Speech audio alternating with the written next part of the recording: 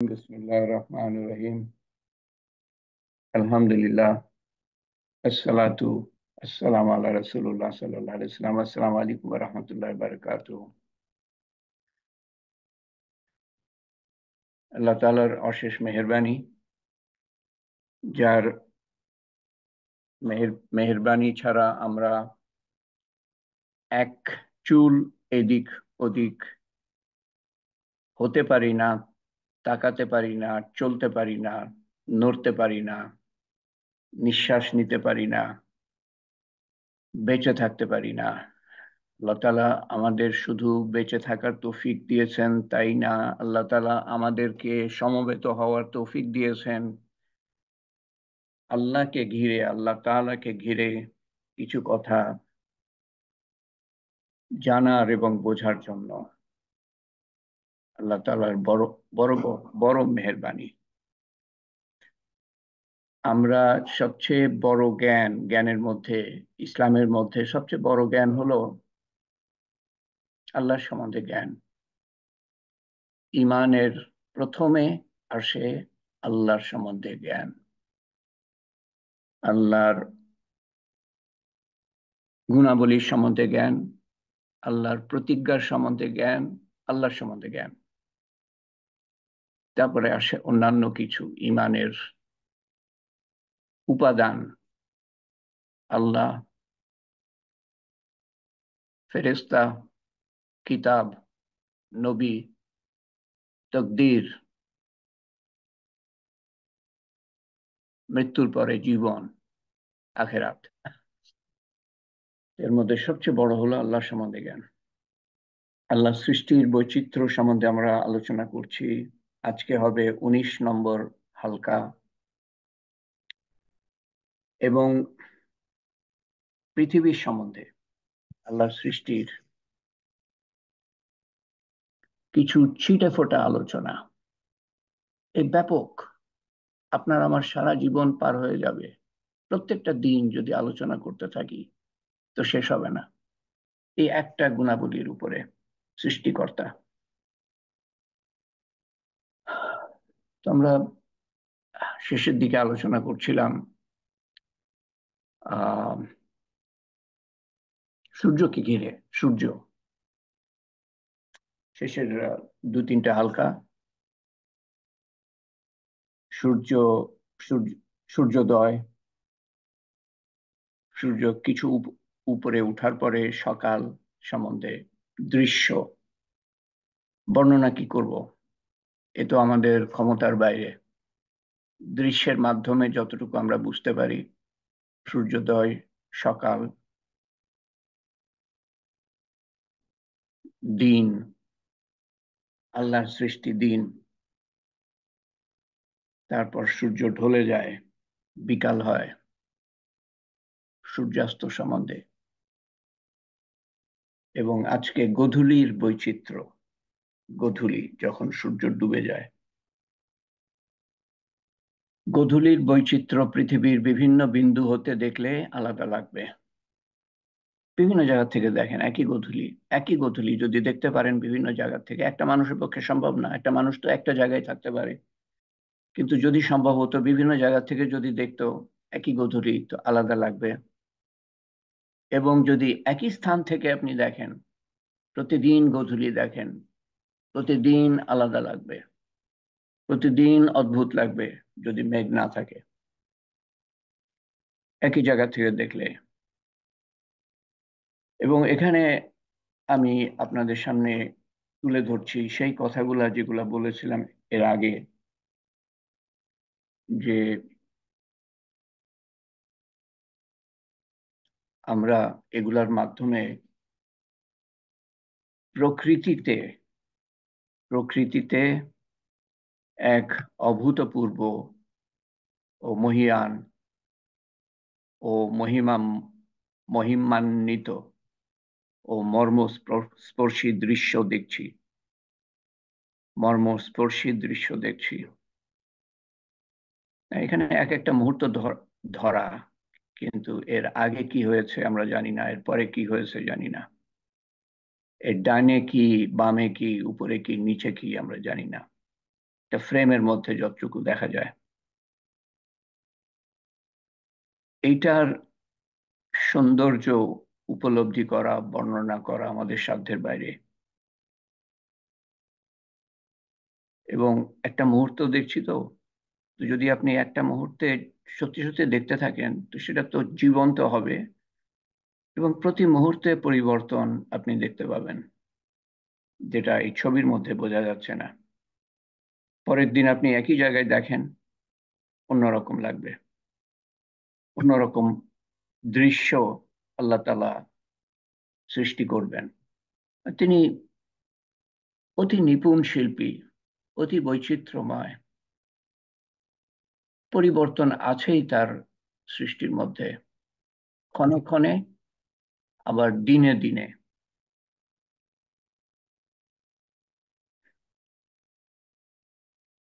আলোর তারতম্য দেখবেন, আলোর কম বেশি, রঙের কম বেশি, রঙের তারতম্য, বাতাসের তারতম্য,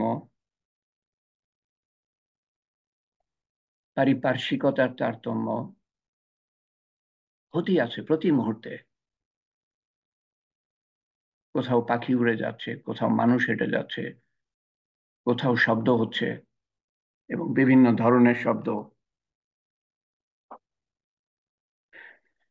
তো আল্লাহ তাআলা কত ধরনের দৃশ্য আমাদের সৃষ্টি, আমাদের উপহার দিচ্ছেন। আমাদের সামান্য ধারণা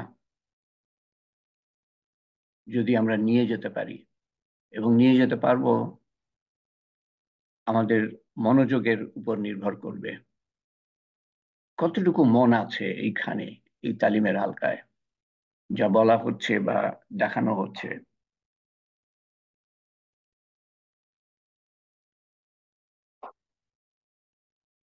এবং এর উদ্দেশ্য কি? আল্লাহ সম্বন্ধে ধারণা পোষণ করে, তার অসীমত্ব, তার বৈচিত্র্য সম্বন্ধে ধারণা পোষণ করে, তার মাহাত্ম্য, তার আহ সৃষ্টিকর্তা হিসাবে তিনি কি অসীম ক্ষমতাশালী সৃষ্টিকর্তা, নিয়ন্ত্রণকারী, হিসাব রক্ষাকারী। প্রতি মুহূর্তের হিসাব ওনার কাছে আছে, কি হচ্ছে, কোথায় কি হচ্ছে। কোনো বিন্দু নাই সৃষ্টির মধ্যে, কোনো বিন্দু নাই যে সম্বন্ধে আল্লাহ তাআলা খবর না রাখেন, যা আল্লাহ তাআলা না দেখেন। অন্ধকারের মধ্যে হোক আর আলোর মধ্যে হোক, আর পিঁপড়ের চলার শব্দ হোক, সেটাও আল্লাহ তাআলা শুনতে পান। এবং সমস্ত কিছু তার নিয়ন্ত্রণে, এবং তার উপর ভরসা করে। আর সৃষ্টির দিকে তাকিয়ে আপনি যতই চেষ্টা করেন, কোনো খুঁত দেখতে পারবেন না। আবার যদি তাকান, আবারও খুঁত দেখতে পাবেন না। আবার যদি তাকান, তাও খুঁত দেখতে পাবেন না। এভাবে তাকাতে তাকাতে আপনি ক্লান্ত শ্রান্ত হয়ে যাবেন, কিন্তু খুঁত দেখতে পাবেন না।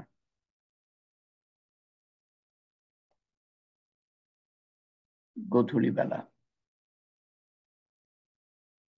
রঙের সমাহার।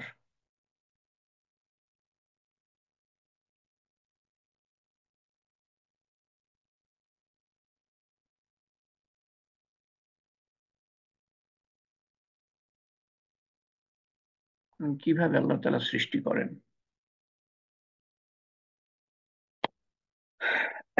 চাঁদ, কিছু সৃষ্টি নিয়ে আলোচনা। চাঁদটা আপনি যদি কাছাকাছি যান, যারা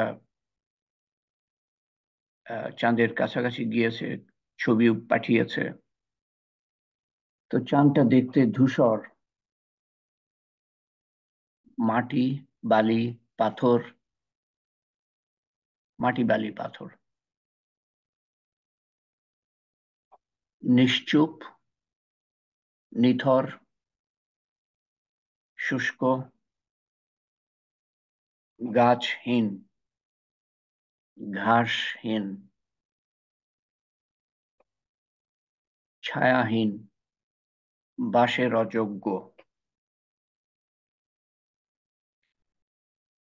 এটা হলো যে একটা তেমন আকর্ষণীয় না, অবশ্যই অদ্ভুত লাগবে, কারণ মরুভূমি, ধূসর মরুভূমি, ধুধু করছে চারিদিকে, এদিক দিয়ে অদ্ভুত লাগবে।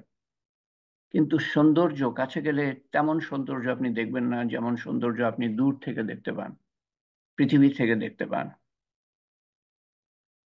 অদ্ভুত এক সুন্দর, অদ্ভুত এক সুন্দর আহ সৃষ্টি করেছেন আল্লাহ তাআলা। স্যাটেলাইট বলে, চাঁদের, এই পৃথিবীর স্যাটেলাইট, উপগ্রহ, অদ্ভুত এক উপগ্রহ সৃষ্টি করেছেন আল্লাহ তাআলা, যার নিজস্ব কোনো আলো নাই, কিন্তু কি আলোকিত হয়ে যায় রাত্রিবেলায়, সূর্যের আলোর প্রতিফলন ঘটে।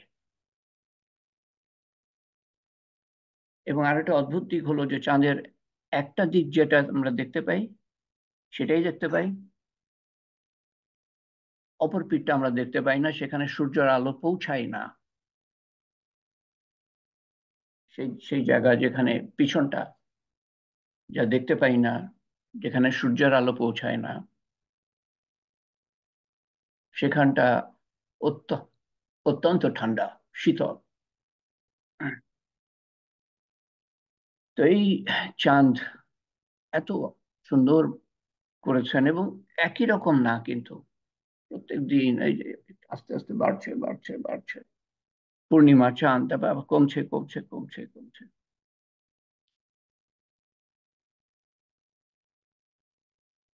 তারপর আবার পরের মাসে এক ফালি চাঁদ। এবং এই চাঁদের উপর নির্ভর করেই আমাদের যত ইসলামিক অনুষ্ঠান,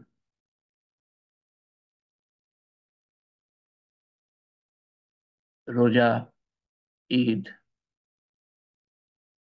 এবং অন্যান্য অনুষ্ঠান, মুসলমানের সৌর ক্যালেন্ডার, চাঁদের, সৌর হলো সূর্য, চাঁদের ক্যালেন্ডার ফলো করার কথা, অনুসরণ করার কথা। এক রাত্রে যে চাঁদ দেখছি বা দেখেছি, আগে কখনো তেমন দেখি নাই বা দেখব না। একবার যে চাঁদ দেখেছেন সেরকম চাঁদ আর দেখবেন না। পৃথিবীর বিভিন্ন জায়গা হতে একই সময়ের চাঁদ আলাদা লাগবে, মেঘের কারণে, মৌসুমের কারণে, পারিপার্শ্বিকতার কারণে, আপনার মনের কারণে, আপনার বয়সের কারণে। এক এক কত কবির জন্ম দিয়েছে, কত দার্শনিকের জন্ম দিয়েছে। একজন দার্শনিক বলছে যে কেউ যদি বলে চাঁদ দেখে, যদি বর্ণনা দেয় চাঁদ দেখে তার কি মনে হচ্ছে, যদি বর্ণনা দেয়, তাহলে আমি বলে দিতে পারবো তার বয়স কত। চাঁদ আপনি কিভাবে দেখছেন এটা নির্ভর করবে আপনার বয়সের উপরেও। কেউ যদি চাঁদ দেখে বর্ণনা করে, তো আমি সেই বর্ণনা শুনে বলে দিতে পারবো তার বয়স কত। মনের কারণে, বয়সের কারণে, মেঘের কারণে, মৌসুমের কারণে, পারিপার্শ্বিকতার কারণে, বাতাসের কারণে, এক এক চাঁদ এক একজনের কাছে একই দিন এক এক রকম লাগবে। একই জায়গা হতে দেখলে প্রতি মুহূর্তে আলাদা লাগবে। একই মুহূর্তে আপনি প্রত্যেক দিন দেখেন, আলাদা লাগবে। আবার একই চাঁদ বিভিন্ন জায়গা থেকে দেখেন, আলাদা লাগবে। চাঁদের কিছু দৃশ্য বর্ণনার বাইরে। কখনো চাঁদ অনেক বড় আকারের দেখা যায়, কখনো চাঁদ ছোট দেখা যায়। এখানে যেমন বড় দেখাচ্ছে, কারণ চাঁদের দূরত্ব পৃথিবীর থেকে একই দূরত্ব না সারা বছর। 2,39,000 মাইল, প্রায় 4 লক্ষ কিলোমিটার। 1 সেকেন্ড, সোয়া 1 সেকেন্ড, সোয়া 1 সেকেন্ডের মধ্যেই চাঁদের আলো চলে আসে।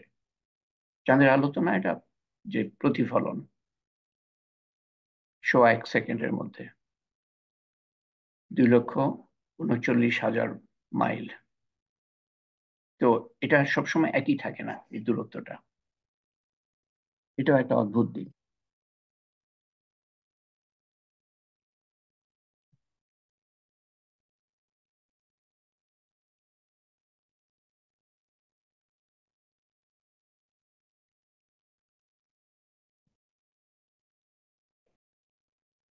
মেঘ, তারা, আকাশ, চাঁদ। মেঘহীন আংশিক চাঁদ, পূর্ণিমার চাঁদ। মেঘ, আকাশ, সমুদ্র, চাঁদ।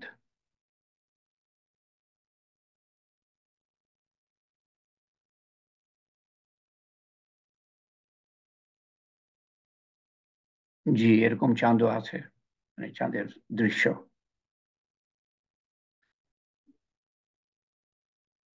এখানে রংচং করা না, এরকমও আছে। স্ট্রবেরি চাঁদ বলে, বা এটা মানে ফুল ব্লাডেড চাঁদ, মানে রক্তাক্ত, যেন রক্তাক্ত। বছরে কোনো কোনো সময় হয়, কোনো কোনো জায়গায়, সব জায়গায় না।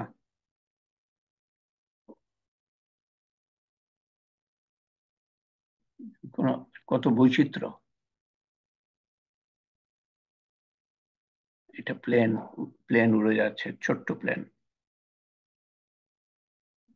রং দেখেন আলাদা বাকিগুলার থেকে। যদি সময় থাকে তো কয়েকটা ছোট ছোট ভিডিও দেখাবো। আমি আগে শেষ করে নিই, তারপর তো একবার যখন বের হয়ে যাব তখন আবার আসতে সময় লাগবে। প্রতি মুহূর্তের সম্বন্ধে কয়েকটা কথা। প্রতি মুহূর্ত যে আমাদের সামনে পার হয়ে যাচ্ছে, এবং এভাবে আমাদের জীবনটা আসলে মুহূর্তের সমষ্টি, মুহূর্ত একসাথে করা সময়। এবং প্রত্যেকের জীবনে অনেক মুহূর্ত আমরা পার করে এসেছি, বয়সের উপরে অনেক মুহূর্ত পার করে এসেছি, আর কতটুক বাকি আছে সেটা কিন্তু জানি না আমরা। কারো বয়স কম বলে অনেক মুহূর্ত বাকি আছে, সেটা নাও হতে পারে। আর কারো বয়স বেশি বলে তার সামনে আর কোনো মুহূর্তই নাই, বা অল্প মুহূর্ত আছে, সেটাও বলা যায় না। তো প্রত্যেকটা মুহূর্ত যা আমরা পাই, এটাকে আমরা অমূল্য করে রাখতে পারি, আর না হলে পার হয়ে যাচ্ছে, আমাদের ফাঁকি দিয়ে পার হয়ে যাচ্ছে। প্রত্যেকটা মুহূর্ত অমূল্য করার পথ হলো আল্লাহর সাথে সম্পৃক্ত হওয়া। সেই মুহূর্তে আল্লাহর সাথে আমি কিভাবে সম্পৃক্ত হতে পারি, তখন আমি কি কাজটা করতে পারি, আল্লাহর হুকুম কে সামনে রেখে, নবীর সুন্নতকে সামনে রেখে, ইমানের সাথে, ইখলাসের সাথে কি করতে পারি যাতে করে প্রত্যেকটা মুহূর্ত আমার জন্য অতি মূল্যবান হয়ে যায়। আর না হলে আমার খেয়াল খুশি মতো নফসের তাড়নার উপরে সময়টা ব্যয় করলাম। এটা চাইলো নফস, ওইটা চাইলো, সেটা করলাম। তো সময়টা মূল্যহীন হয়ে পার হয়ে গেল আমার জীবন থেকে চিরতরে। জীবনের প্রতি মুহূর্ত অভিনব এবং অমূল্য, অভিনব এবং অমূল্য। আল্লাহ তাআলার কাছে পৃথিবীর মূল্য নাই, কিন্তু পৃথিবীতে আমাদের যে জীবনটা, সেটার মূল্য, এই মুহূর্তগুলা, এগুলার মূল্য অসীম, অমূল্য। পৃথিবীর প্রতিটা দিনের, প্রতি মুহূর্তের কোটি কোটি বড় ছোট ক্ষুদ্র ঘটনা এক একজনের জীবনে অভিনব, অনন্য, আর পুনরাবৃত্তি হবে না। আপনার জীবনের এক একটা ঘটনা কিন্তু অনন্য, পুনরাবৃত্তি হয় নাই, একই রকম ভাবে আবার ফিরে আসে নাই।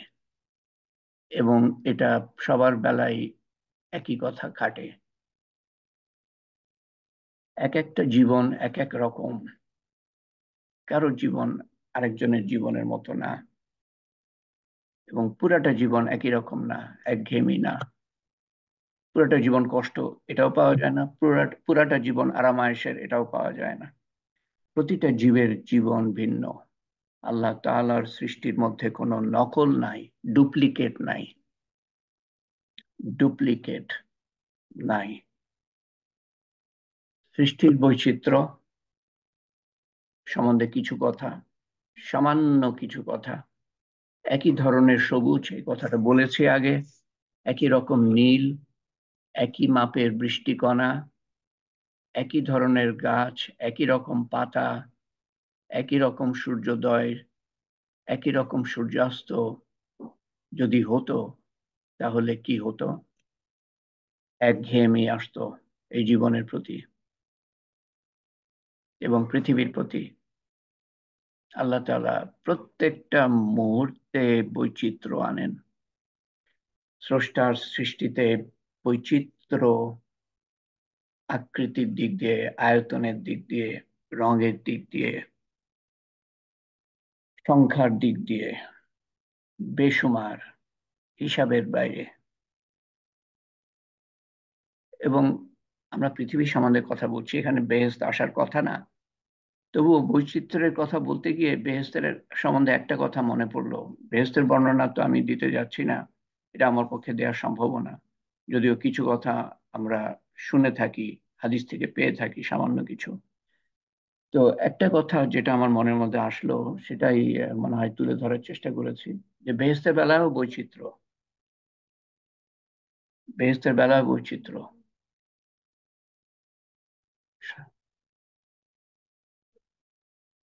সাজাবেন প্রতিদিন নতুনত্ব দিয়ে আল্লাহ তাআলা। বেহেশতবাসী একই রকম বেহেশত পাবে না। প্রত্যেক মুহূর্তে মুহূর্তে, প্রত্যেক দিন, প্রত্যেক দিন আল্লাহ তাআলা বেহেশতকে নতুন করে সুসজ্জিত করেন। পৃথিবীর দিকে সৃষ্টি করার পর থেকে একবারও রহমতের দৃষ্টিতে তাকান নাই। একবারও রহমতের দৃষ্টিতে পৃথিবীর দিকে তাকান নাই। কোনো কিছু আল্লাহ তাআলার অগোচরে নাই। কিন্তু পৃথিবীর দিকে আল্লাহ তাআলা একবারও রহমতের দিকে তাকান নাই সৃষ্টি করার পর থেকে। কারণ পৃথিবীর কোনো মূল্যই আল্লাহ তাআলা দেন না। কারণ এই পৃথিবী মানুষকে আল্লাহ থেকে বিমুখ রাখে, বিস্মৃত রাখে, ভুলিয়ে রাখে। আল্লাহর প্রতিদ্বন্দ্বী এই পৃথিবী, একবারও রহমতের দৃষ্টিতে তাকান নাই। কিন্তু এই পৃথিবীর সময়ের মূল্য হলো অমূল্য। আমাদের জন্য সময়ের মূল্য হলো অমূল্য, যেটা বলছিলাম একটু আগে।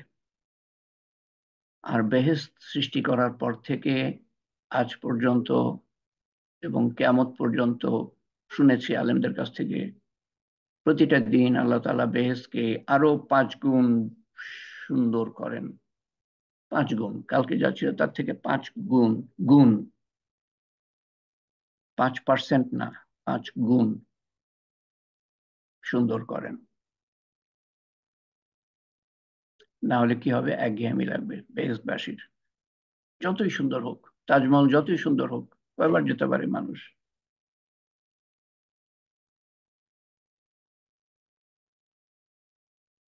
এবং শুধু তাই না, বেহেশতে বেহেশতবাসীর চেহারারও পরিবর্তন হবে মুহূর্তে মুহূর্তে। একবার তাকাবেন তো একরকম লাগবে, পরের মুহূর্তে তাকাবেন তো আরেক রকম লাগবে, আরো সুন্দর। পরের মুহূর্তে তাকাবেন তো আরেক রকম লাগবে। এই হলো বেহেশতের সামান্যতম বর্ণনা। চেহারা সুন্দর থেকে সুন্দর হতে থাকবে এবং হতেই থাকবে। এটাকেই বলে ইনফিনিটি, হতেই থাকবে, শেষ নাই। অসীমত্বের, অসীমত্বের একটা ধারণা। আল্লাহ স্রষ্টা, তার পক্ষেই বৈচিত্র্যের অসীম ভান্ডার দেখানো সম্ভব।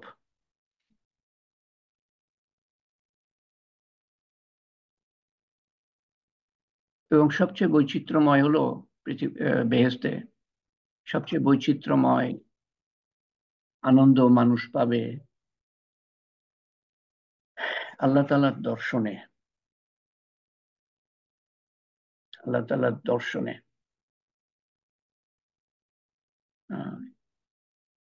একটা সময় আসবে যখন আল্লাহ তাআলা বেহেশতবাসীকে জিজ্ঞেস করবেন, হে বেহেশতবাসীরা, তোমরা কি সন্তুষ্ট? বেহেশতবাসীরা বেহেশতে তখন আনন্দ করছে, বিভিন্ন নেয়ামত ভোগ করছে। তোমরা কি বেহেশতে সন্তুষ্ট? বেহেশতবাসী বলবে, আল্লাহ, আমরা কেন সন্তুষ্ট হব না? আপনি আমাদেরকে দোজখ থেকে বাঁচিয়েছেন, বেহেশতে দিয়েছেন, আমরা তো ধ্বংস হয়ে যেতাম, কেন সন্তুষ্ট হব না? আল্লাহ তাআলা বলবেন যে এখনো কিছু পাওয়ার বাকি আছে তোমাদের। বাসীরা বলবে যে আর কি পেতে পারি, আর কি পাওয়ার বাকি থাকতে পারে আমাদের, এত কিছু পাবে বেশ।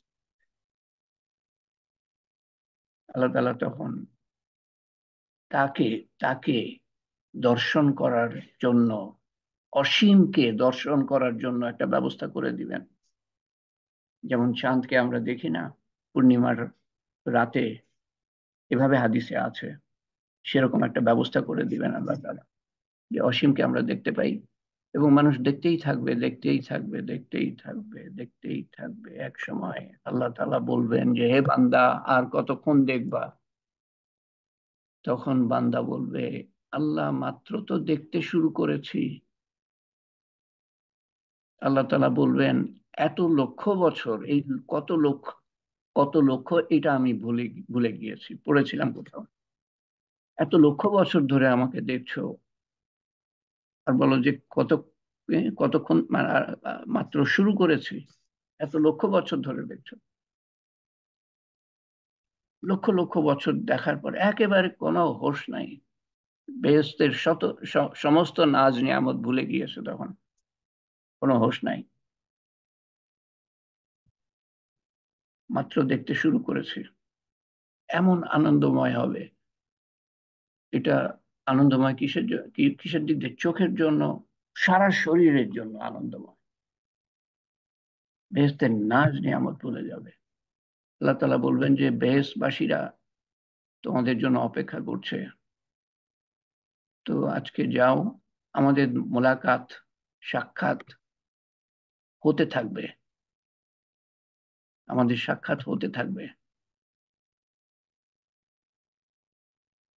তো আলেমদের কাছে শুনেছি, আমল অনুযায়ী, আমল অনুযায়ী কেউ আল্লাহ তাআলাকে বছরে একবার দেখতে পাবে, কেউ মাসে একবার এই অভূতপূর্ব দৃশ্য এবং আনন্দ উপভোগ করবে। মাসে একবার, কেউ মাসে দুবার, কেউ সপ্তাহে একবার, কেউ প্রতিদিন, কেউ প্রতিদিন, আমলের উপরে। বেহেশতের জন্য ইবাদত করেন, ভালো কথা, এটা এটা ঠিক আছে, কিন্তু আল্লাহর জন্য ইবাদত করেন, আল্লাহর ভালোবাসার জন্য, আল্লাহর দিদারের জন্য। দিদার, দর্শন।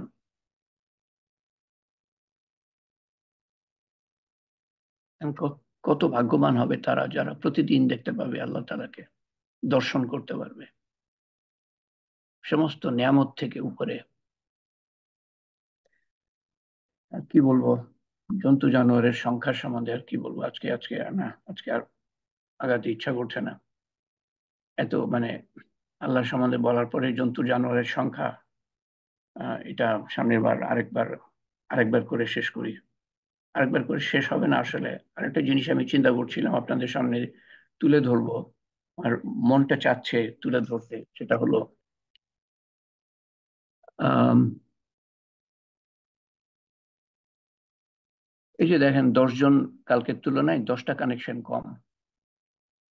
আপনাদের মেহনত ছিল বলে আরো 10 জন এসছে। আজকে যে 10 জন, 10টা কানেকশন কম, একটু খেয়াল করেন কার দাওয়াতে আসে নাই, মানে বা কে দাওয়াত দিয়েছিল আসতো কিন্তু আসে নাই, একটু খেয়াল করেন। তারা যে মিস করলো, এটা কোথায় পাবে বলেন? আমি যেগুলো আপনাদেরকে দেখালাম, ভিডিও দেখানোর সময় হলো না, সামনের বার দেখাবো। চাঁদের উপরে চন্দ্রগ্রহণ, চন্দ্রগ্রহণ, হঠাৎ আমার খেয়াল হলো এই গত 10-12 ঘন্টার মধ্যে, যার এই চন্দ্রগ্রহণ সম্বন্ধে তো কিছু বলা বা দেখানো হলো না। সূর্যগ্রহণ অদ্ভুত। আল্লাহ আল্লাহ সৃষ্ট দৃশ্য দৃশ্য আল্লাহর সৃষ্ট দৃশ্য, আল্লাহর, এগুলোকে বলা হয় আল্লাহর সাইন। সাইন মানে আল্লাহর নিদর্শন।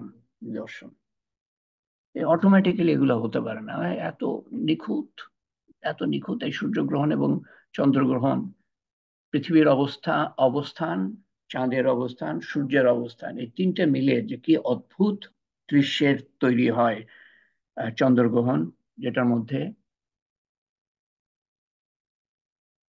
চাঁদটা পৃথিবীর মধ্যে চলে আসে। পৃথিবী থেকে আমরা চাঁদ দেখছি না, যেহেতু পৃথিবীটা মধ্যে চলে আসে, সূর্যের আলো পায় না।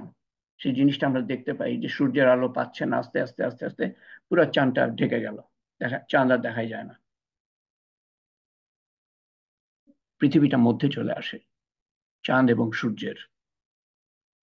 আর সূর্যগ্রহণ, সূর্যটা মধ্যে চলে আসে পৃথিবী এবং চাঁদের।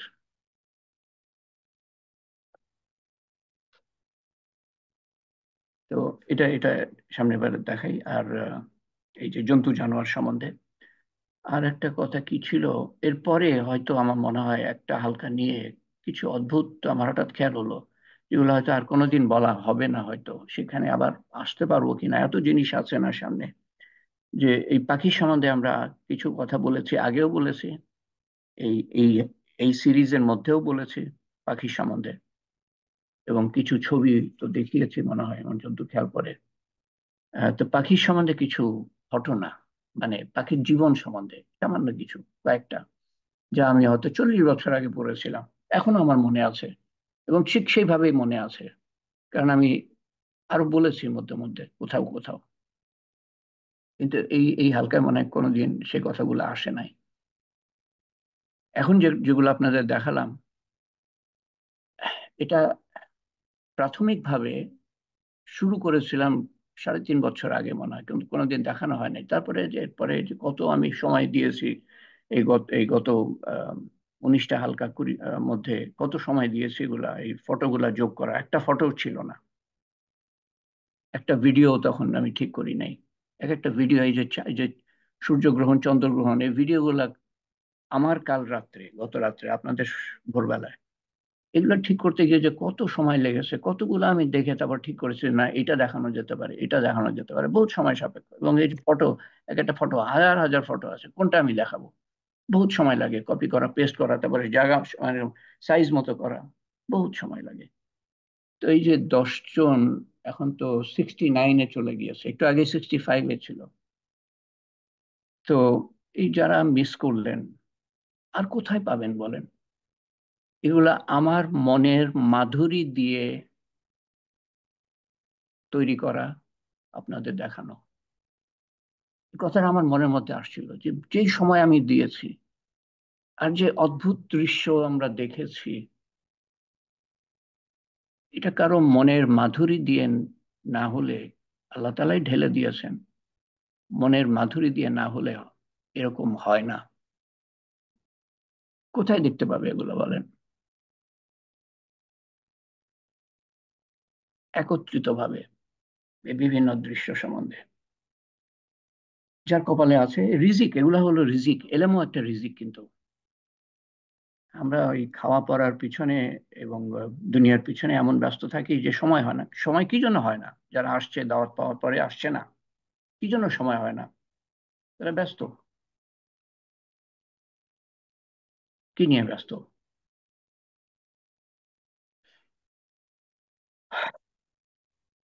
তো শেষে যেটা আলোচনা করব, একটু সময় আমি রেখেছি ওই যেটা গতবার আপনাদের বলেছিলাম, পোস্টও করেছি, সে সম্বন্ধে আলোচনা করা। দেখেন 70-এ চলে গিয়েছে এখন, হয়তো দোয়া দোয়া শুরু হওয়া পর্যন্ত কালকের সংখ্যায় এসে পৌঁছাবে। তার মানে যারা গ্রহণ করার তারা হয়তো এসেছেন সময় মতো এবং ঠিকই আছেন। তো এগুলা রিজিক, যাকে ইচ্ছা আল্লাহ তাআলা যেরকম ইচ্ছা রিজিক দেন। কোন রিজিক দুনিয়াতেও কাজে লাগবে, আখিরাতেও কাজে লাগবে, আর কোন রিজিক দুনিয়াতেই তার ব্যবহার শেষ। তো প্রশ্ন করব আপনাদেরকে যে যে ভিডিওটা দেখতে বলেছিলাম সেই ভিডিও সম্বন্ধে, ভিডিও তো হ্যাঁ ভিডিওই তো, শির্ক, শির্ক সম্বন্ধে, এটা আহমেদ উজ্জ্বল পাঠিয়েছিল। আমি দেখলাম যে প্রত্যেকটা আমার কাছে মনে হলো ঠিকই আছে, এবং তারপর তো ইয়ে দেওয়া আছে কোত্থেকে নেয়া, প্রত্যেকটা সহিহ হাদিসের বই, এবং শেষেরটার অবশ্য সোর্স দেয়া নাই, কিন্তু কথা তো ঠিকই মনে হয়। তো একটা করে বলবেন, 16টা আছে শির্ক, 16 ধরনের শির্ক, একটার বেশি কেউ বলবেন না যেন, দয়া করে। প্রথম ব্যক্তি, সিরিয়ালি বলতে হবে সেটা না, 1 নম্বর 2 নম্বর দেখে বলবেন না, দয়া করে, যা মনে আছে, মনে না থাকলে নাই, কিন্তু কোনো নাম্বার নাই, আল্লাহর বাস্তে বলবেন, না দেখে বলবেন। যদি আপনি পড়ে থাকেন তাহলে বলবেন, সেটা হলো উদ্দেশ্য, না পড়ে থাকলে দেখে বলবেন না, দয়া করে। আমি বলবো 1 নম্বর, ওকে। তাবিজ ঝুলানো শির। তাবিজ ঝুলানো শিরক, ভেরি গুড। আচ্ছা, আমি একটু জিনিসটা কেটে কেটে ফেলি। মানে আমার এখানে যে লিস্ট আছে, আমি তাবিজ 1 নম্বরেই আছে। আচ্ছা, এরপরে কোনো সালাম কালামের দরকার নেই, সময় আমরা বাঁচাই। 2 নম্বর কে বলবেন? আল্লাহ ছাড়া কারোর নামে কসম করা শিরক। ওকে, ভেরি গুড, কসম করা 2 নম্বরে আছে। 3 নম্বর, সফলতা ও মঙ্গলের জন্য আংটি পরা শিরক। আংটি পরা শিরক। ওকে, শিরক। ঠিক আছে, এখন আমার খুঁজে পাওয়া অভিশাপ মুশকিল হবে। দেওয়া শিরক। অভিশাপ দেওয়া শিরক, হ্যাঁ, অভিশাপ দেওয়া শিরক, শিরক।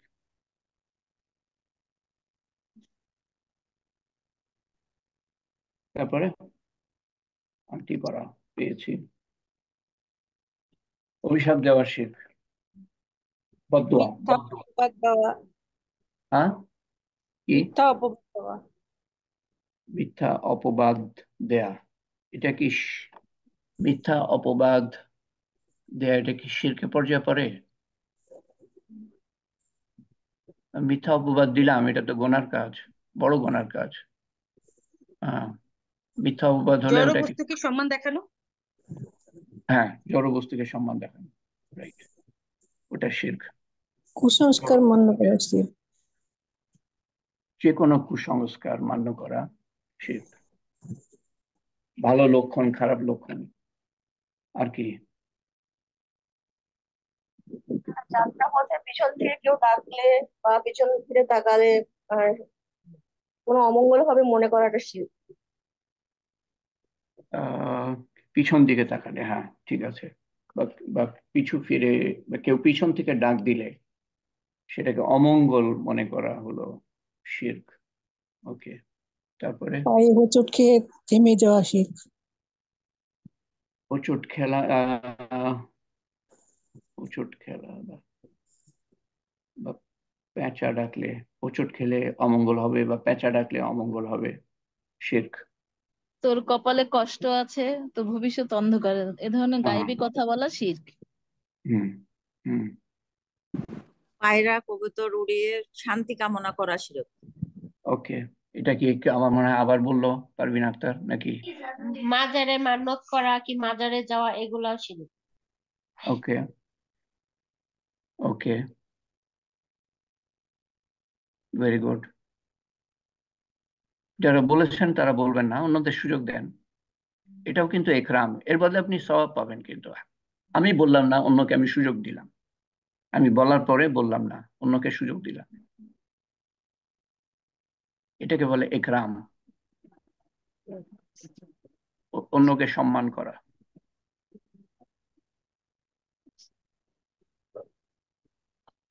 এই ঔষধ খেলে এই রোগ ভালো হয়ে যাবে, এই বলাটাও শিরক। হ্যাঁ, এটা যদিও লিস্টের মধ্যে নাই, এটাও শিরক। এবং ওই ডাক্তারের কাছে গেলে এই রোগ ভালো হয়ে যায়, সেটাও শিরক। হুম হুম হুম, ট্রু। মানে এখানে 16টা আছে, কিন্তু অনেক ধরনের শিরক আছে, অনেক কিছু করলে শিরক। এর উদাহরণ আমরা দিতে পারি, অনেক উদাহরণ দিতে পারি। আর কি? সবচেয়ে বড় শিরক এখনো বলি না, এখানে ছোট শিরক হিসাবে বলা আছে, ওইখানে কিন্তু ছোট শিরক হিসাবে বলা আছে, কিন্তু ওটা হলো বড় শিরক এবং সবচেয়ে বড় শিরক। শিরকের ডাক্তার উদাহরণ না আসলে হিসাবে। আমার ছেলে ভালো হতো না। হ্যাঁ, এটা ছোট ছোট শিরক, কিন্তু সবচেয়ে বড় শিরক এখনো বলেন নাই আপনারা।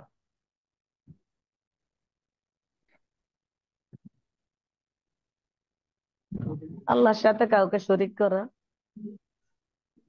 হুম, এখানে সবকটাতে আল্লাহর সাথে শরীক করা হচ্ছে। আমি সেটা পরে বলছি, কিন্তু সরাসরি উদাহরণ এখনো হয় নাই। প্রত্যেকটার সাথে কিন্তু আল্লাহকে শরীক করা হচ্ছে, কিন্তু সেই আকারে না যে আকারে শিরকটা বড় শিরক হয়। এগুলো ছোট ছোট ছোট শিরক, কিন্তু শিরক।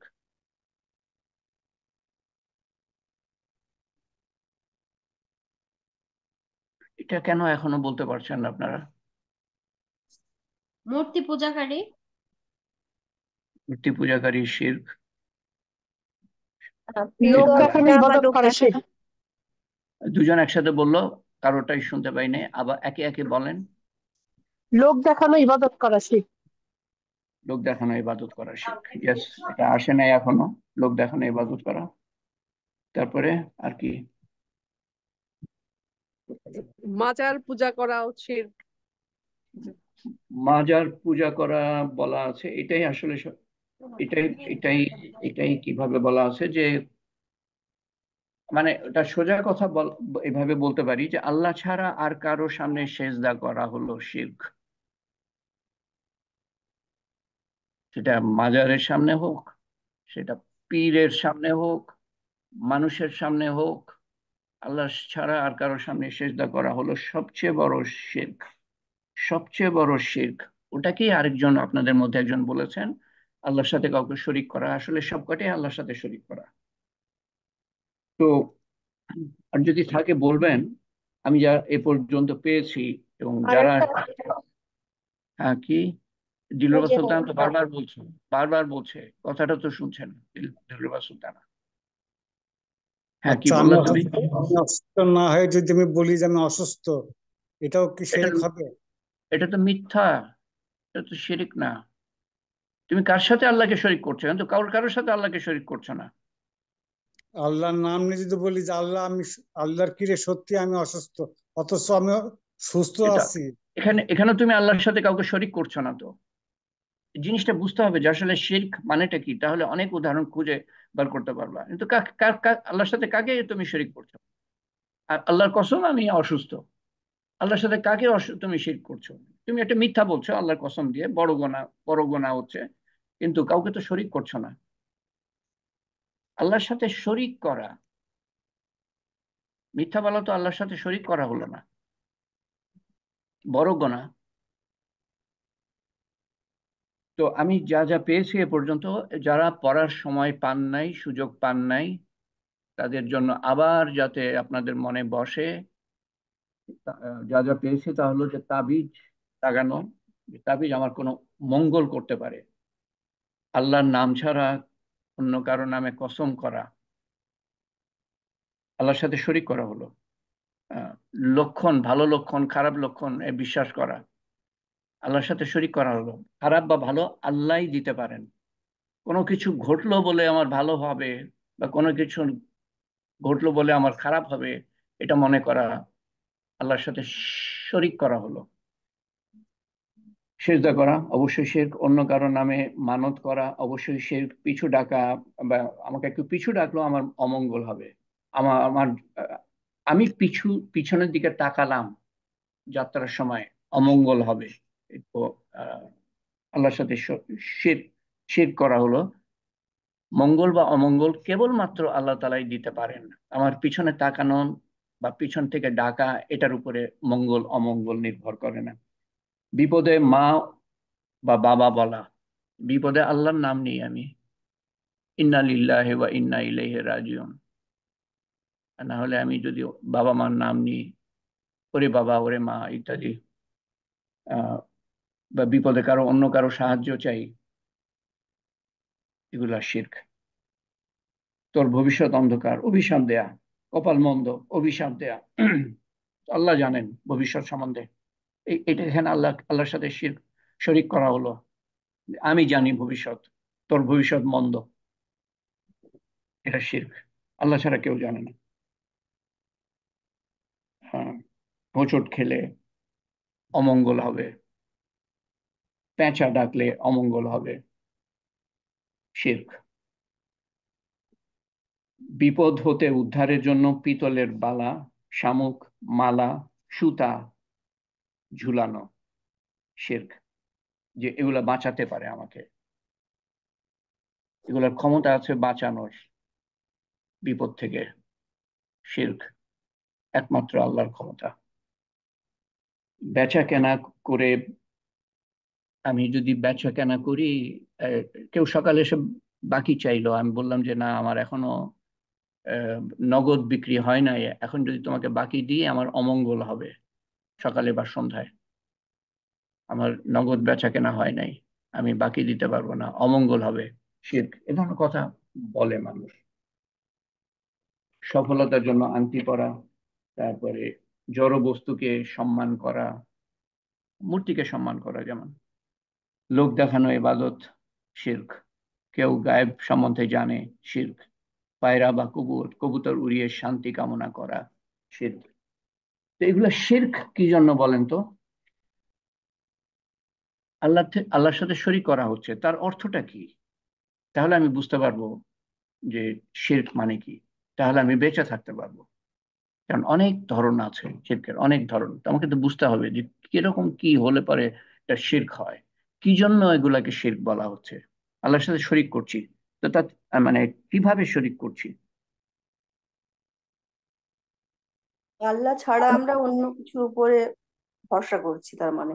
ভরসা করছি বা অন্য কিছু কেন করছি ভরসা? যে অন্য কিছু শক্তি আছে, ক্ষমতা আছে, এইটা মনে করাই হলো শিরক।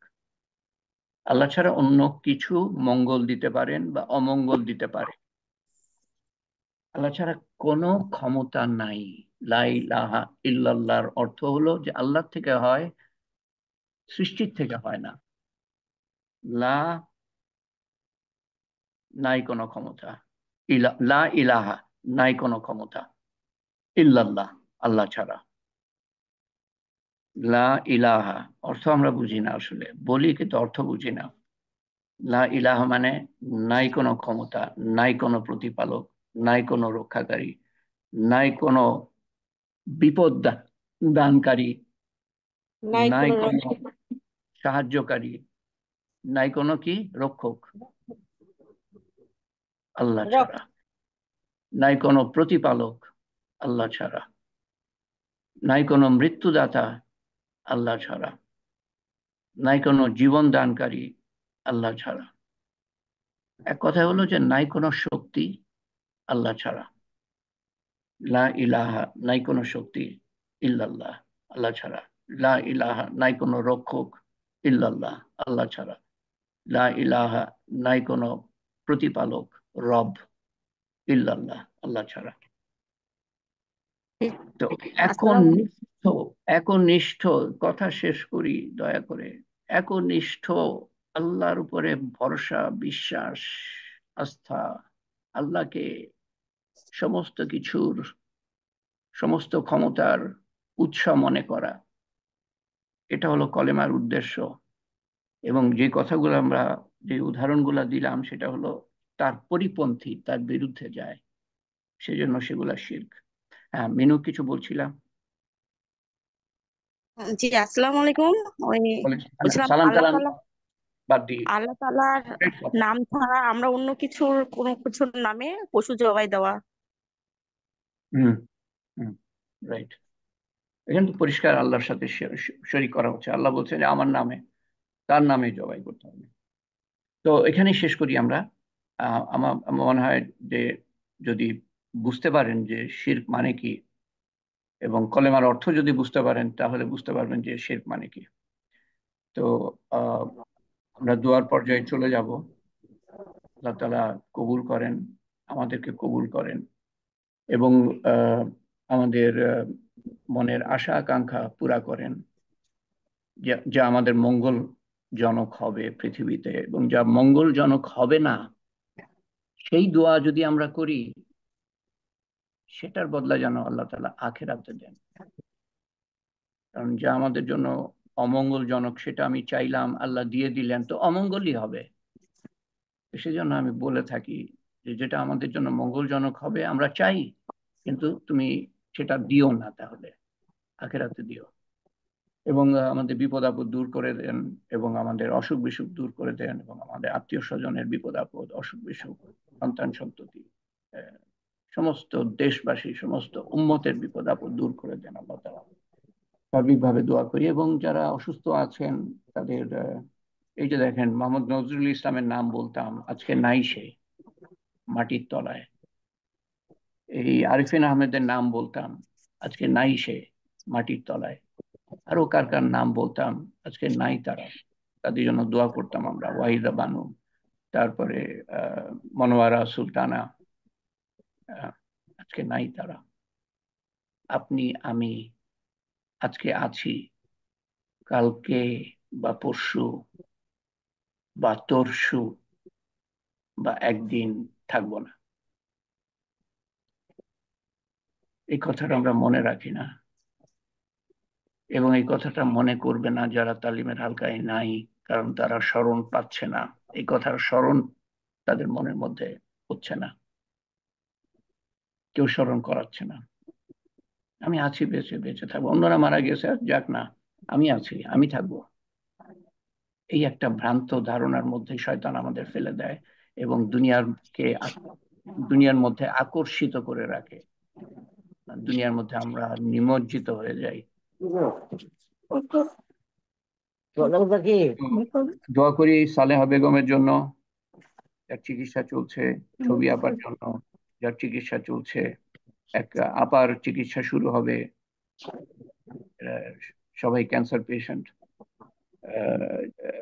যারা খুবই গুরুতর অসুস্থ তাদের নামই আমি নিয়ে থাকি সোমবার এবং বুধবার। জনাব নাসিরউদ্দিন আহমেদ, আল্লাহ তাআলা সুস্থ করেন। এনামুল হক সাহেব, আল্লাহ তাআলা সুস্থ করেন। তানজিমকে আল্লাহ তাআলা সুস্থ করেন। এবং জাহিনের আবার সার্জারি হবে, 10 ঘন্টা সার্জারি হওয়ার পরে কয়দিন আগেই, এবং আল্লাহ তাআলা তাকে সম্পূর্ণ সুস্থ করে দেন। মুন ইসলামের পিতাকে আল্লাহ তাআলা সুস্থ করে দেন।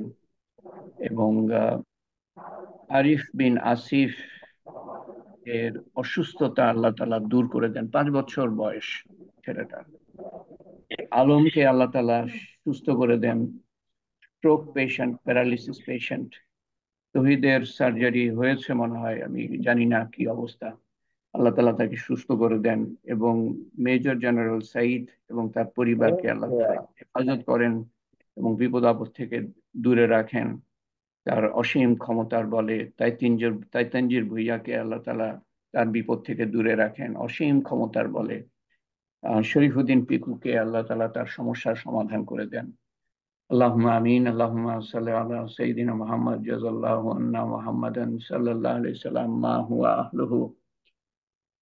সুবহানা রাব্বিয়াল আলিয়্যিল আ'লাল ওয়াহ্হাব, লা ইলাহা ইল্লাল্লাহুল হালিমুল اللهم أنت ربي لا إله إلا أنت عليك توكلت أنت رب العرش الكريم ما شاء الله كان وما لم يشاء لم يكن ولا حول ولا قوة إلا بالله العلي العظيم أعلم أن الله على كل شيء قدير وأن الله قد أحاط بكل شيء اللهم إني أعوذ بك من شر النفس ومن شر كل دابة أنت آخذ بناصيتها إن ربي على صراط مستقيم ربنا آتنا في الدنيا حسنة وفي الآخرة حسنة وقنا عذاب النار وقنا عذاب الموت وقنا عذاب القبر وقنا عذاب الحشر وقنا عذاب الميزان وقنا عذاب الصراط وقنا عذاب المسيح الدجال ربنا هب لنا من أزواجنا وذرياتنا قرة أعين واجعلنا للمتقين إماما رب اجعلني مقيم الصلاة ومن ذريتي ربنا وتقبل دعاء اللهم اغفر لي أمة محمد صلى الله عليه وسلم اللهم ارحم أمة محمد صلى الله عليه وسلم اللهم احفظ أمة محمد صلى الله عليه وسلم اللهم اهدي أمة محمد صلى الله عليه وسلم اللهم اهدنا واهد بنا واهد الناس جميعا اللهم اغفر لي ولوالدنا وجميع المؤمنين والمؤمنات والمسلمين والمسلمات الأحياء منهم والأموات إنك مجيب الدعوات برحمتك يا أرحم الراحمين.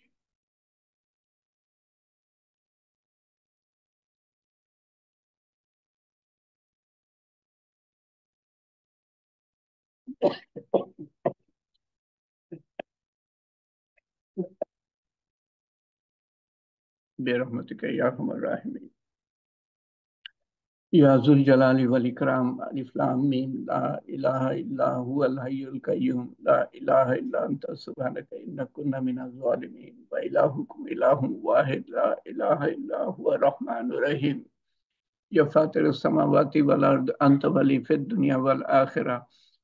হে পাক পরবর্তীগার, তুমি অসীম ক্ষমতাশালী আল্লাহ। তুমি ছাড়া কোনো মাবুদ নাই, তুমি ছাড়া কোনো শক্তি নাই, তুমি ছাড়া কোনো ক্ষমতা নাই, তুমি ছাড়া কোনো রব নাই, তুমি ছাড়া কোনো মালিক নাই, তুমি ছাড়া কোনো হিসাব রক্ষাকারী নাই, তুমি ছাড়া কোনো মৃত্যুদাতা নাই, তুমি ছাড়া কোনো জীবনদাতা নাই, তুমি ছাড়া কোনো পুনরুত্থানকারী নাই, তুমি ছাড়া কোনো সমবেতকারী নাই কিয়ামতের দিন, তুমি ছাড়া কোনো হিসাব গ্রহণকারী নাই, তুমি ছাড়া কোনো বিচারক নাই, তুমি ছাড়া কোনো শাস্তি ন্যায় বিচারক নাই, তুমি ছাড়া কোনো শাস্তিদাতা নাই, তুমি ছাড়া কোনো পুরস্কার দাতা নাই। হে পাক পরবর্তীকার, তুমি সব আল্লাহ, সর্বে সব। আমাদের অন্তরে ইখলাস দান করো আল্লাহ, শিরক থেকে আমাদের বাঁচিয়ে রাখো। اللهم إنا أعوذ بك أن أشرك بك وأنا أعلم وأستغفرك لما لا أعلم. اللهم إنا أعوذ بك أن أشرك بك وأنا أعلم وأستغفرك لما لا أعلم. হে আল্লাহ, শিরক থেকে, যেই শিরক আমরা করি জেনে শুনে, তার থেকে বাঁচিয়ে রেখো, এবং যা আমরা না জেনে করে ফেলি আল্লাহ, তার থেকেও বাঁচিয়ে রেখো আল্লাহ। একমাত্র একমাত্র তোমার বরত্ব, মহত্ব, ক্ষমতা আমাদের অন্তর ছেয়ে থাকে আল্লাহ, তোমার ভালোবাসা আমাদের অন্তর ছেয়ে থাকে। হে পাক পরবর্তীগার, আমাদেরকে নিরঙ্কুশ তৌহিদ আমাদের অন্তরে বসিয়ে দিও। তোমার থেকে হয়, আর কোনো কিছুর থেকে হয় না। তুমি সমস্ত সমস্যার সমাধানকারী। কোনো ক্ষতি তোমার ইচ্ছার বাইরে হয় না, কোনো উপকার তোমার ইচ্ছার বাইরে হয় না। সবাই চেষ্টা করুক আর না করুক, আল্লাহ সেই ঈমান আমাদের মনের মধ্যে, নিরঙ্কুশ ঈমান, নিরঙ্কুশ তৌহিদ, নিরঙ্কুশ ইখলাস আমাদের অন্তরে বসিয়ে দিও আল্লাহ, এবং সমস্ত গুনাহ খাতা মাফ করে দিও আল্লাহ, তার বদলে নেকি লিখে দিও। গুনাহ থেকে দূরে রেখো আমাদেরকে আল্লাহ, আমাদেরকে কবুল করে নিও। সমস্ত দিনের মধ্যে প্রবেশ করার তৌফিক দান করো, সমস্ত দিন জানার তৌফিক দান করো, এবং আমল করার তৌফিক দান করো, এবং মানুষের কাছে পৌঁছে দেওয়ার তৌফিক দান করো আল্লাহ। পুরা পুরা দিনে দাখিল না হয়ে যেন তোমার কাছে হাজিরা না দিই আল্লাহ, মুসলমান না হয়ে যেন কবরে না যাই আল্লাহ, তোমার সন্তুষ্টি অর্জন করার পরে যেন যাই উত্তম দিনে, উত্তম ক্ষণে, উত্তম স্থান হতে তোমার তোমার সন্তুষ্টি সহ, কলেমা সহ, শয়তানের শেষ চেষ্টা ব্যর্থ করে দিয়ে এমন অবস্থায় যখন তুমি আমাদের উপরে গর্বিত ফেরেশতাদের কাছে, সেই অবস্থায় আমাদেরকে নিও আল্লাহ, এবং আমাদেরকে প্রতিটা মুহূর্তে সব ধরনের আমাদের শত্রু থেকে রক্ষা করো, এবং তোমার রহমত ও মাগফিরাত এবং হেফাজত ও হেদায়েতের চাদরে আমাদের আবৃত রেখো। আমাদের সমস্ত আপনজন প্রিয়জনকে আবৃত রেখো, আমাদের দেশবাসীকে আবৃত রেখো আল্লাহ, আমাদের দেশবাসীকে আবৃত রেখো, সে সমস্ত উম্মতকে আবৃত রেখো আল্লাহ, আমাদের ভবিষ্যৎ বংশধরকে আবৃত রেখো আল্লাহ, আমাদের মনের নেক হাজতকে পুরা করে দিও আল্লাহ। যা পৃথিবীর জন্য মঙ্গলজনক হবে, যা মঙ্গলজনক হবে না, তার বদলা তুমি আখিরাতে দিও। আমাদের বিপদ আপদ দূর করে দিও, অসুখ বিসুখ দূর করে দিও, দেশের এবং উম্মতের বিপদ আপদ দূর করে দিও, এবং অসুস্থতা দূর করে দিও আল্লাহ। হে পাক পরবর্তীগার, যত মানুষ বিপদের মধ্যে, কষ্টের মধ্যে, অভাব অনটনের মধ্যে আছে, নির্যাতনের মধ্যে আছে, তুমি তাদের রক্ষা করো আল্লাহ। নিমেষের মধ্যে সবার সমস্যার সমাধান তুমি করে দিতে পারো, তুমি করে দিও আল্লাহ। এবং সবাইকে হেদায়েত দিও। যাদের কপালে হেদায়েত নাই, তারা আমাদের ধ্বংস করতে চাইলে তাদেরকে আগে ধ্বংস করে দিও আল্লাহ। যারা আমাদের ধ্বংস করার জন্য 24 ঘন্টা পরিকল্পনা করছে, শয়তান থেকে নিয়ে মানুষ পর্যন্ত, নফস থেকে নিয়ে দুনিয়া পর্যন্ত, তাদের ধ্বংস করে দিও আল্লাহ। হে পাক পরবর্তীগার, যারা তোমার দ্বীন কায়েম করার জন্য, প্রতিষ্ঠা করার জন্য মেহনত করছে, তাদের সবার মেহনত কবুল করে নিও আল্লাহ, এবং তাদের তৌফিক বাড়িয়ে দিও।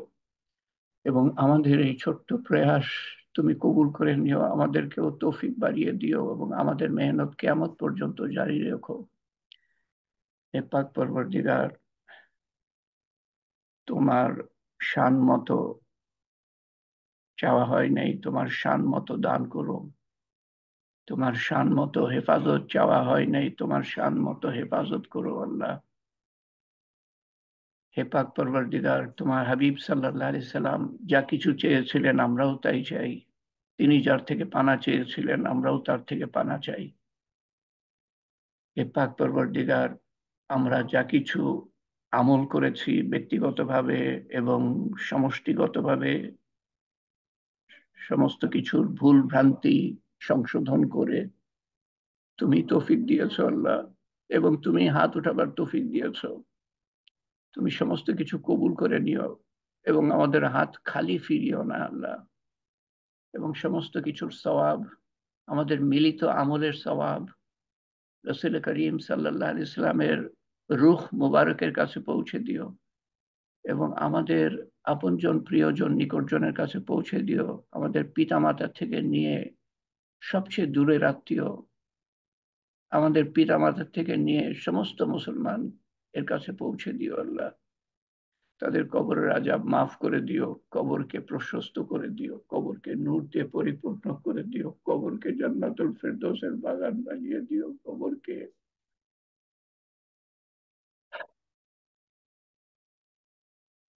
তোমার কবরে তোমার সর্বোত্তম ব্যবহার দেখিও। এবং আমাদের প্রতিও, যখন আমরা কবরবাসী হব এবং আখিরাতের প্রত্যেকটা ঘাঁটিতে, আমরা যেন তোমার, আমাদের আপনজন, প্রিয়জন যেন তোমার সর্বোত্তম ব্যবহার পায়, সমস্ত মুসলমান যেন তোমার সর্বোত্তম ব্যবহার পায়।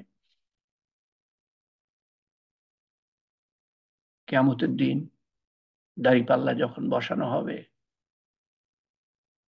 পুলসিরাত যখন পাড়ি দিতে হবে,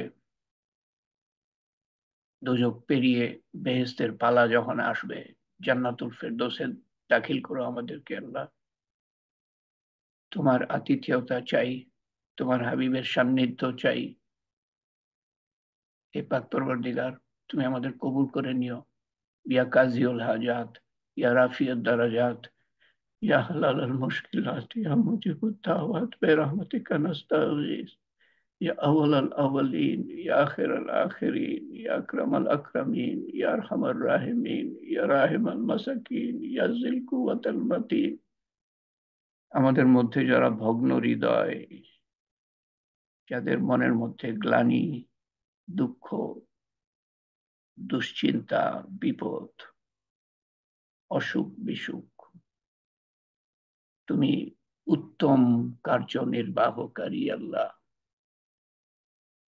সুবহান রাব্বিকা রাব্বিল ইজ্জাতি আম্মা ইয়াসিফুন ওয়া সালামুন আলাল মুরসালিন ওয়ালহামদুলিল্লাহি রাব্বিল আলামিন ওয়া লা ইলাহা ইল্লাল্লাহ মুহাম্মাদুর রাসূলুল্লাহ সাল্লাল্লাহু আলাইহি ওয়াসাল্লাম। সুবহানাল্লাহি ওয়া বিহামদিহি, সুবহানাকাল্লাহুম্মা ওয়া বিহামদিকা, আশহাদু আল্লা ইলাহা ইল্লা আনতা, আস্তাগফিরুকা ওয়া আতুবু ইলাইকা। আল্লাহুম্মা সাল্লি আলা সাইয়্যিদিনা মুহাম্মাদ। ইনশাআল্লাহ আমরা সামনের বুধবারে মিলিত হব।